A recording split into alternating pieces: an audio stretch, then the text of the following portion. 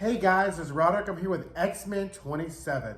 So I apologize. I forgot to add X-Men to my pull list. So last month when I was just collecting comic books and doing reviews, I totally forgot that there was an X-Men issue that came out. So I'm going to do 27 and then we'll do 28 and we're all going to be caught up. So this was a pretty interesting issue because it kind of answered some of the questions that I've been asking about, like where the Fantastic Four is, what's the X-Men plan, but it also just really showed like how backed up against the wall the X-Men really are. So let's get into it.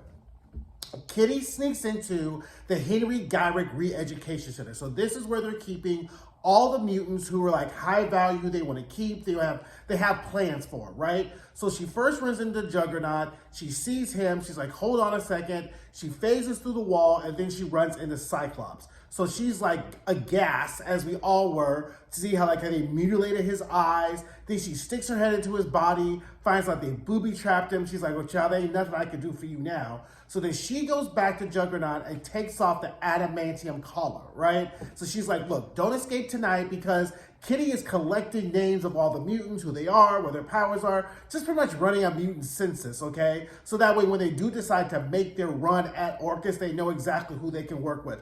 That's which of course makes sense to me because everybody is scattered at this point because we got 250,000 mutants in a white hot room, courtesy of Mother Righteous, right? So then she leaves, goes down to the Morlock tunnels where Synch, Laura Kinney, Rasputin, and Miss Marvel are, and she's pretty much just like, okay, I found this old Cerebro helmet. The plan is, or was, that Emma was going to go into Reed Richards' mind and figure out, recover that memory from when Xavier and Magneto wiped his memory from masking the X-Gene, which I'll get into for a second. But since Emma's tied up in her Tony Stark BS or whatever, they have a Cerebro helmet, and Rasputin's going to do it. Now let's go back here, because if you remember or recall the Fantastic Four versus the X-Men that happened during during House of X, Powers of X, the whole controversy was this in a nutshell for those of you who don't remember or did not read it. Franklin Richards at that time was a mutant who was a teenager, and he wanted to hang out with mutants and wanted to go to Krakoa. But unfortunately, his powers weren't working because he had exhausted them in a previous battle with the Fantastic Four. So he wanted to go to Krakoa, have Beast and all the other people kind of figure out what was going on. Sinister wanted him on the island, right? Because then he can pop his gene and do his Chimera bullshit, right? In the interim, Reed and Sue don't really feel comfortable with the whole Krakoa situation or letting their son go. Kitty Pryde shows up because if you remember from the original Fantastic Four versus the X-Men that came out in the 80s, they developed a friendship because Dr. Doom had Kitty Pryde. She was having phasing problems. And at that point, he was in Power Pack. And then they became friends, whatever, while Dr. Doom and Reed Richards are trying to fix Kitty Pryde because she was literally dissolving into thin air, right? So Kitty shows up to try to talk to the Fantastic Four, and it'd be like, look, he can come to Krakoa, he can hang out, I'll be a chaperone, no problem. Well, in the interim, all this Dr. Doom shenanigans happens, and then Xavier and Magneto find out that the reason Franklin's powers aren't working is because Reed has suppressed the X-Gene. And Xavier and Magneto, as you recall from House of X, Power X, were like, we ain't tolerate no more of this mutant disrespect. All the way y'all, our friends are moving, right? We don't like this. Now, remind you that also, because Reed likes to start the story that Xavier wiped his memory. But those of us who have been reading recall that it was Reed Richards' technology that is the basis for Nimrod, right? That is the basis for Orchis. So the story doesn't start with Xavier wiping Reed Richards' mind. The story starts all the way back when they sent Sabretooth, Mystique, and Toad to collect Reed Richards and Tony Stark's technology to stop Orchis from coming into existence anyway, because Reed Richards and Tony Stark weren't really careful with the shit they had created, right? So anyway, the whole concept of masking the gene is a little bit of a retcon, because what he did is suppressed it. Now, if you want to play semantics, if something is suppressed, it is not present, therefore it is masked. But it just hits a little bit differently, right? Anyway, just to clear that up. So they're like, okay, fine, we're gonna go see the Fantastic Four, right? So anyway, we get this whole data page on Rasputin 4, which this issue really kind of like was her showcase. And because during the whole Sins and Sinister situation, I really didn't care about her or care for her. I can't really recall even like how she got in the present from Sins and Sinister, because I really just didn't really care for that whole storyline or whatever. But she shows up to be really what the X-Men needs. Some muscle, somebody who's like, we need to start getting ish done here. And this whole crying in the tunnels and all this stuff, I'm not really about that life. I wasn't born for that life. So I'm not gonna be down here in the sewers crying with y'all. I'm trying to fix this problem, right? So she's comprised of like 4 or 5 mutants: Quentin Quire, Kitty Pryde, Laura Kinney, Wolverine with the healing factor, and obviously Colossus, right?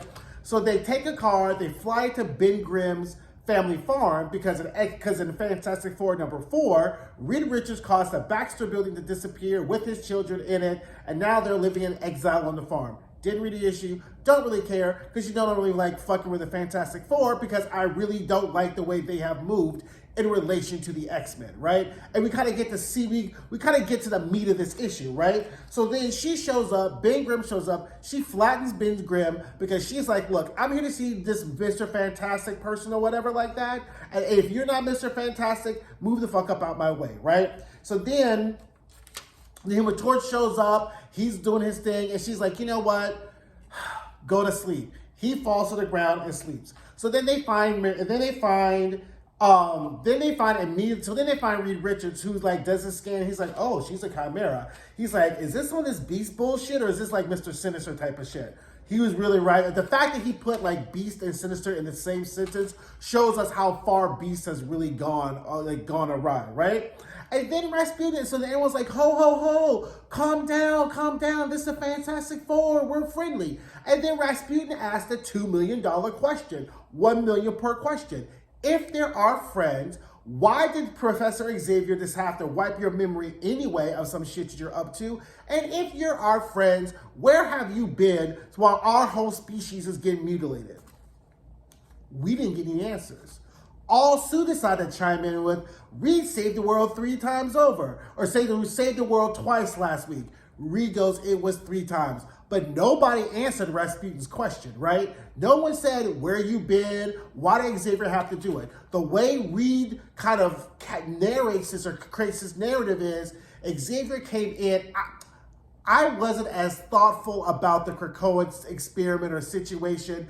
Xavier did what he had to do. I'm kind of forgiving. And I was like, nah. Start the story where the story really starts, right? So then she like says, okay, look, I'm not here to fight you. We're really just here to get this information. And if you give it to us, that's fine, but we're not leaving without it, right?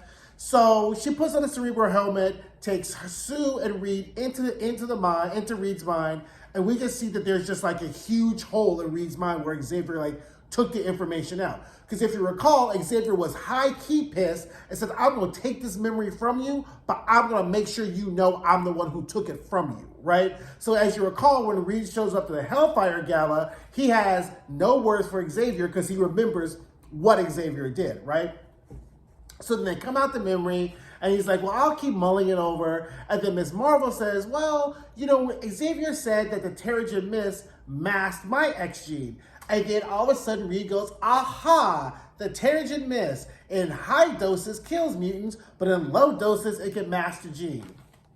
And I was like, really? That's our solution to this?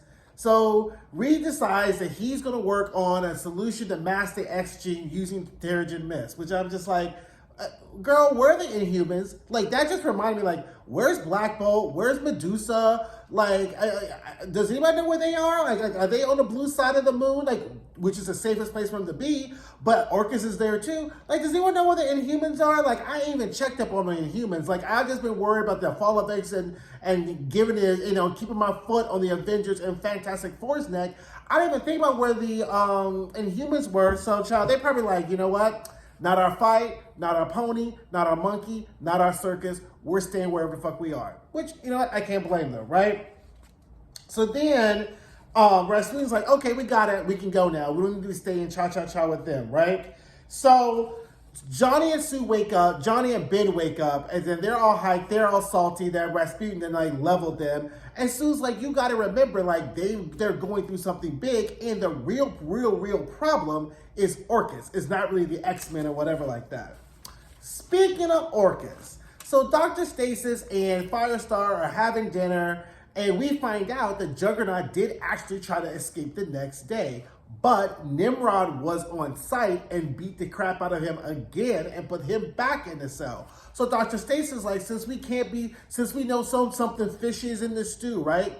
I'm gonna take the gem of Siderax out of Juggernaut and I'm gonna ingest it so there could be like a Dr. Stasis Juggernaut type of situation.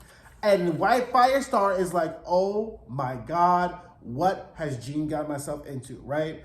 So that's how the issue ends. It was gruesome. I mean, at least we know where the fuck the Fantastic Four has been, which has been my big complaint. I'm not really happy with their explanation of why they've been on the sidelines, but it makes sense, whatever. But the stakes are still very, very high for this Fall of X. And based upon the solicitations, which I'm not going to spoil for you, I don't think things are going to get any better anytime soon. But I'm here for the ride. So let me know what you guys think of this. Like, do you agree that whole Xavier wiping the memory thing was really a retcon? If you read the issue or remember that series that came out earlier with the Fantastic Four versus X-Men. So I kind of feel like they kind of played a little bit with that a little bit or whatever like that. So anyway, don't forget to like, don't forget to comment, don't forget to subscribe, and I'll see you guys soon. Bye.